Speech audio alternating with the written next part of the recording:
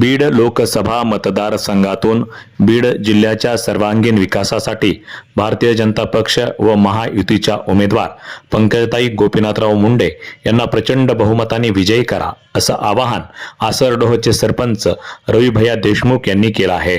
आपण आता जी प्रतिक्रिया देणार आहेत वर्ष 2024 तर 2024 बीड लोकसभा मतदारसंघ बरोबर आहे। तर ह्या मतदारसंघाच्या ह्याच्यामध्ये आपल्या काय प्रतिक्रिया आहेत, लोकांना काय आपण आवाहन करू शकतो? एक राजकीय कार्यकर्ता म्हणून या ठिकाणी या निवडणुकामध्ये आपला सहभाग कोणीही राजकीय कार्यकर्त्याचा असतोच। आपल्याला कुठली निवडणूक म्हणली नाही, ती निवडणूक आपल्याला आपल्या लोकांनी कुणाला मतदान करावं प्रत्येक राजकीय कार्यकर्त्याला त्या ठिकाणी सांगायचंच असते। मी या बीड लोकसभा निवडणुकीच्या माध्यमातून सर्व जनतेस एकच या ठिकाणी सांगू इच्छितो की येणारी निवडणूक, उद्याची निवडणूक, उद्या मतदान आहे 13 तारखेला सकाळी 7 ते 5 मतदानाचा वेळ आहे।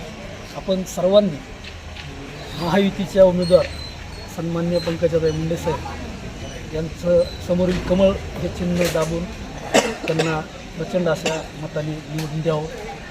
कारण ही निवडणूक विकासावर न लढली जाता एक वेगळ्याच मुद्द्यावर भरकटली गेलेली आणि भरकटली गेली असताना या जिल्ह्याचा सामाजिक भुई जी माजलेली ती कुठंतरी थांबवण्यासाठी एक दूरगामी परिणाम या निवडणुकीत होणार आहेत। या सामाजिक भुई कुठंतरी मिटावी आणि सर्व जनतेला एक विकसनशील नेतृत्व मिळावं। उद्याच्या निवडणुकीमध्ये उद्या काय होईल मी काय सांगू शकत नाही, परंतु माझं एक जनतेला एकच आव्हान आहे या ठिकाणी, उद्या एक विकसनशील नेतृत्व त्या ठिकाणी खासदार म्हणून आपलं जावं। आपला बीड लोकसभेचा खासदार आपल्या सर्वांचं प्रतिनिधित्व, सर्व जाती धर्माला घेऊन चालणारं प्रतिनिधित्व असावं आणि तो खासदार आपल्या जिल्ह्याचे प्रश्न या ठिकाणी व्यवस्थित मांडल आणि विकासाला चांगली गती देऊ, त्या विकासाच्या गतीच्या माध्यमातून या जिल्ह्याचा विकास करेल। यामुळं येणाऱ्या उद्याच्या निवडणुकीमध्ये उद्याच्या 13 तारखेला आपण सर्वांनी बीड लोकसभा निवडणुकीच्या माध्यमातून सन्माननीय पंकजाताई मुंडे साहेब यांना